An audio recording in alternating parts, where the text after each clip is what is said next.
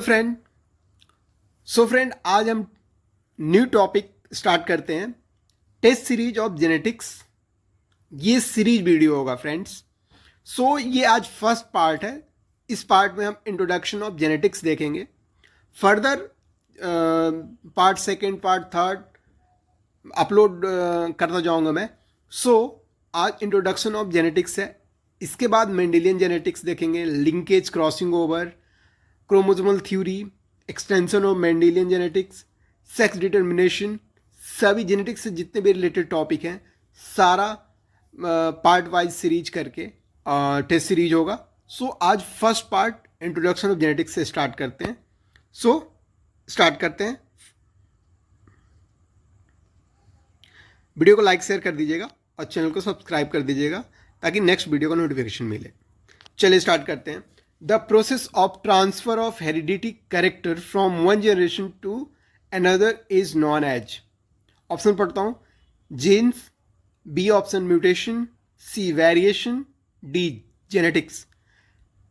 हिंदी में रीड कर देता हूँ। द प्रोसेस, वह प्रोसेस जिसमें हेरिडिटी कैरेक्टर वन जनरेशन से दूसरे जनरेशन में ट्रांसफर होते हैं, उसको क्या बोलेंगे आप? बताइए। 5 सेकंड देता हूं।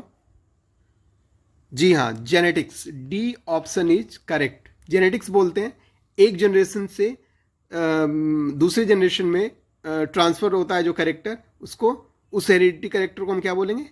जेनेटिक्स। जेनेटिक्स में स्टडी करते हैं। ठीक है, नेक्स्ट क्वेश्चन देखते हैं। सिंपल क्वेश्चन है। Who is known as the father of genetics? Genetics के पिता किसको माना जाता है? ऑप्शंस है Gregor John Mendel, Gregor Mendel लिखा हुआ है। बी है ऑस्टिन फेरर, सी है नॉर्मन बोरलुग और डी है एमएस स्वामीनाथन। आपका आंसर होगा, सबको पता होगा, ग्रेगर जॉन मेंडल। यहां पे ग्रेगर मेंडल लिखा है लेकिन पूरा नाम Gregor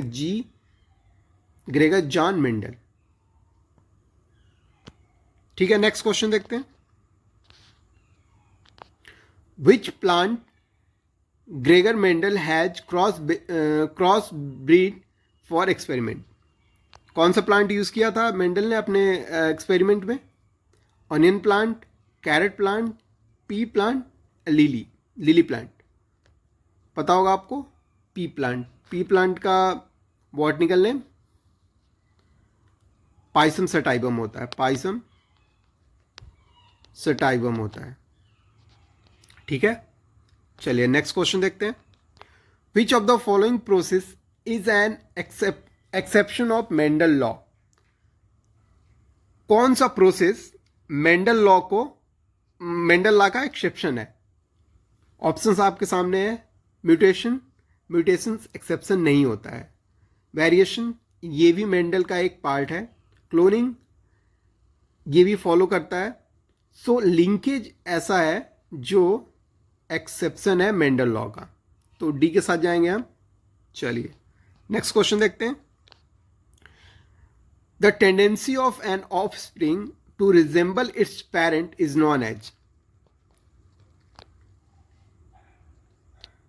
The tendency of an offspring to resemble its parent is known as variations, heredity, resemblance या inheritance। आपके सामने ऑप्शंस दिए हैं। क्वेश्चन है the tendency of an offspring to resemble its parent is known as. जी हाँ, सही बात है, हेरिडिटी के साथ जाएंगे हम। The alternate form of gene is, क्या बोलते हैं? एलील बोलते हैं। The alternate form of gene is allele, तो डी के साथ जाएंगे। The genotype ratio of monohybrid cross, given option है 1:2, 2:1, बी ऑप्शन है 3:1, सी ऑप्शन है 2:1:1, डी ऑप्शन है 9:3:3:1। तो मोनोहाइब्रिड जो क्रॉस होता है, इसका फिनोटाइप रेशियो का बात करें तो 3:1 होता है, और जीनोटाइप का बात करें तो 1:2:1 होता है। तो फर्स्ट ऑप्शन के साथ जाएंगे, ठीक है। जो ये है ये 9:3:3:1 है, ये डाई हाइब्रिड क्रॉस के लिए माना जाता है, मतलब डाई हाइब्रिड क्रॉस का जीनोटाइप है, ठीक है। नेक्स्ट चलते हैं। The crossing of F1 to any of the parent is known as. जैसे सिंपल सी बात है, द क्रॉसिंग ऑफ F1 कैसे आएगा? F1 देखिए, समझने की कोशिश कीजिए। जैसे ये हो गया डोमिनेंट कैरेक्टर, और क्रॉस ये हो गया स्मॉल कैरेक्टर, फॉर्मेशन होगा तो आपका ये आएगा। तो ये क्या हुआ? ये पेरेंटल हो गया, ये पेरेंटल है, और ये आपका हो गया F1, ठीक है। तो ये बोल रहे हैं कि the crossing of F1 to any of parent is known as. F1 का, ये F1 का किसी भी पेरेंट से क्रॉस क्या बोलते हैं? इस क्रॉस को क्या बोलेंगे? इस क्रॉस को बैक क्रॉस बोला जाता है। मतलब F1 कैरेक्टर का किसी भी पेरेंट से क्रॉस करना इज बैक क्रॉस, ठीक है। तो आप बी के साथ जाएंगे, ठीक है, बी के साथ। नेक्स्ट क्वेश्चन देखते हैं। Which of the following statement is true regarding the law of segregation, sorry. Which of the following, इसमें से कौन सा स्टेटमेंट लॉ ऑफ सेग्रीगेशन के रिगार्डिंग ट्रू है, ठीक है। फर्स्ट ऑप्शन गिवन है, law of segregation is the law of purity of genes. तो ये बिल्कुल सही बात है, ये बिल्कुल सही बात है। Alleles separated from each other during gametogenesis. Gametogenesis में एलील सेपरेशन होता है, बिल्कुल सही बात है। सेग्रीगेशन, ये दोनों लॉ ऑफ सेग्रीगेशन को फुलफिल कर रहे हैं, ठीक है, या उसके रिगार्डिंग सही है। Segregation of factors is due to the segregation of chromosome during meiosis. बिल्कुल सही बात है, तो आपका डी ऑप्शन करेक्ट हो गया, ठीक है। नेक्स्ट देखते हैं। Homozygosity and heterozygosity is an individual can determined by. Homozygosity और हेट्रोजाइगोसिटी, इसमें से किसके द्वारा डिटरमाइंड किया जाता है, ठीक है। Back cross, self fertilization, test cross, या all of the above.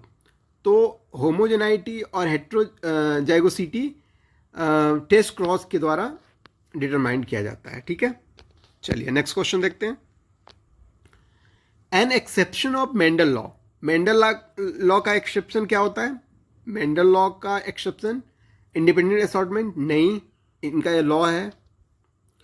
Dominance, इनका ये फर्स्ट लॉ माना जाता है। प्यूरिटी ऑफ गैमेट, ये भी इनका सेकेंड लॉ है। सो आपका ऑप्शन हो जाएगा लिंकेज, ये है एक्सेप्शन मेंडल लॉ का, ठीक है। नेक्स्ट क्वेश्चन देखते हैं। Pea plant were used in Mendel plant. Previous slide में हम देख चुके हैं, पी प्लांट मेंडल ने यूज किया था, जिसको पाइसन सेटाइवम बोलते थे। तो pea plant were use in Mendel's experiment because, क्यों यूज किया गया? They were cheap, they had contrasting character, they were available easily, all of the above. Option बताइए कौन सा राइट होगा? ऑल ऑफ द अबव नहीं होगा, इसका राइट आंसर होगा दे हैड कॉन्ट्रास्टिंग कैरेक्टर। मेंडल ने 7 कैरेक्टर को सिलेक्ट किया था। ये पी प्लांट में 7 कैरेक्टर थे, अलग अलग कैरेक्टर हैं। मैं नेक्स्ट मेंडेलियन जेनेटिक्स में इसको डिस्क्राइब करूंगा, इससे रिगार्डिंग क्वेश्चंस लाऊंगा। तो 7 कंट्रास्टिंग कैरेक्टर थे, तो ये ऑप्शन करेक्ट हुआ। The smallest unit of genetic material which produce a phenotypic effect on mutation is,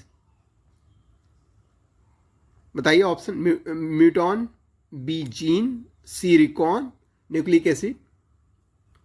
gene नहीं होगा, जीन रॉन्ग है, बिल्कुल रॉन्ग है gene. Muton is the right answer. Muton जो होता है वो म्यूटेशन का फिनोटाइपिक इफेक्ट शो करता है। ठीक है, चलिए नेक्स्ट क्वेश्चन देखते हैं। Mendel's findings were rediscovered by.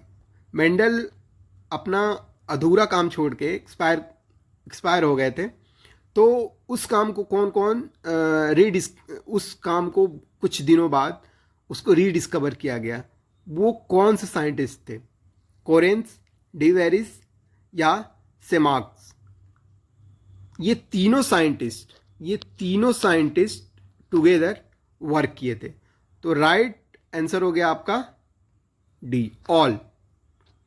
बिल्कुल राइट है। नेक्स्ट चलते हैं। एलील आर, एलील क्या होते हैं? Alternate form of gene, linked gene, chromosome that have cross over या homologous chromosome. Gene is the allele are alternate form of gene. ठीक है, नेक्स्ट किसी स्लाइड में मैं डिस्क्राइब करूंगा एलील्स क्या होते हैं। तो अभी समझ लीजिए alternate form of gene, gene का अल्टरनेट फॉर्म होता है एलील। ठीक है, नेक्स्ट क्वेश्चन देखते हैं। What do you mean by law of dominance? Mendel का एक पोस्टुलेट है। इस क्वेश्चन को देखने के लिए आप लॉ ऑफ डोमिनेंस अच्छे से पढ़ेंगे तो आंसर अच्छे से कर पाएंगे। ऑप्शंस पढ़ता हूं। When offspring show the characters of generation. Second option है when offspring of cross breed parent only show dominant character in F1 generation. बिल्कुल सही बात है, नेक्स्ट में जाने की जरूरत ही नहीं है। When offspring of cross breed parent only show dominant character in F1 generation. ठीक है, तो बी के साथ हम जाएंगे। A sudden change in the gene which is heritable from one generation to other known as a sudden change जहां पे आता है वहां म्यूटेशन का बात कर रहा है, यानी sudden change in the gene which is heritable from one generation to other is known as mutation। अभी हम कोविड का बात कर सकते हैं। कोविड में म्यूटेशन हुआ है, तो म्यूटेशन कभी कभी फायदेमंद हो जाता है, कभी कभी नुकसान होता है। तो अभी क्या हो रहा है, कोविड में हाई म्यूटेशन हो रहा है, डबल म्यूटेशन हो रहा है, तो नुकसान कर रहा है। तो ये बोल रहा है सडन चेंज, तो कोविड में भी, कोरोना वायरस में भी सडन चेंज हुआ है, तो ये ऑप्शन जाएगा म्यूटेशन। ठीक है, नेक्स्ट चलते हैं। Who coined the term mutation? Mutation term, अभी क्वेश्चन म्यूटेशन से रिलेटेड आया था, तो मैंने म्यूटेशन के बारे में एक एडिशनल क्वेश्चन डाल दिया। Who coined the term mutation? Options given है आपके पास। सी ऑप्शन, ह्यूगो डिब्रीज। बिल्कुल, इसमें कुछ एक्सप्लेन करने लायक है नहीं, इसलिए direct. Which term of genetics represent the potential ability of plant cell grow into complete plant? Genetics का कौन सा पोटेंशियल एबिलिटी टर्म है, कौन सा टर्म है ऐसा जो जिसके अंदर पोटेंशियल है प्लांट सेल से एक कंप्लीट प्लांट बनाने का? उस प्रोसेस को क्या बोलते हैं? प्लूरिपोटेंसी, टोटिपोटेंसी, क्लोनिंग, वेरिएशन? प्लूरिपोटेंसी से क्या होता है, प्लांट सेल से एक प्लांट ग्रो हो जाता है। ठीक है, इस प्रोसेस को क्या बोलते हैं? प्लूरिपोटेंसी। तो A option correct. Next question देखते हैं। The geometric device that help to find out all the possible combination of male and female gamete known as. Mendel Mendel जब ज्योमेट्रिकल डिवाइस यूज़ किए थे लाइक दैट,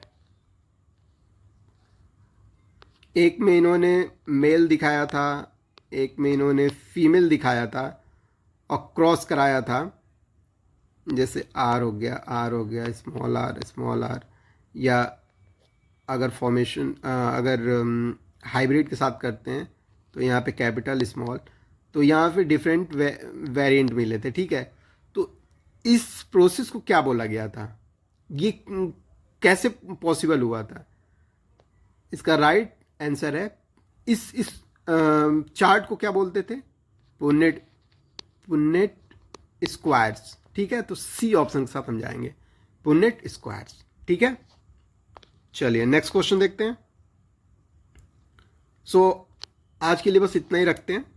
फिर second part Mendelian genetics part second जरूर देखिए, ये part first था, part second further मैं additional test series add करता रहूँगा रिलेटेड टू जेनेटिक्स, तो आप ज़रूर चैनल पे विजिट कीजिए।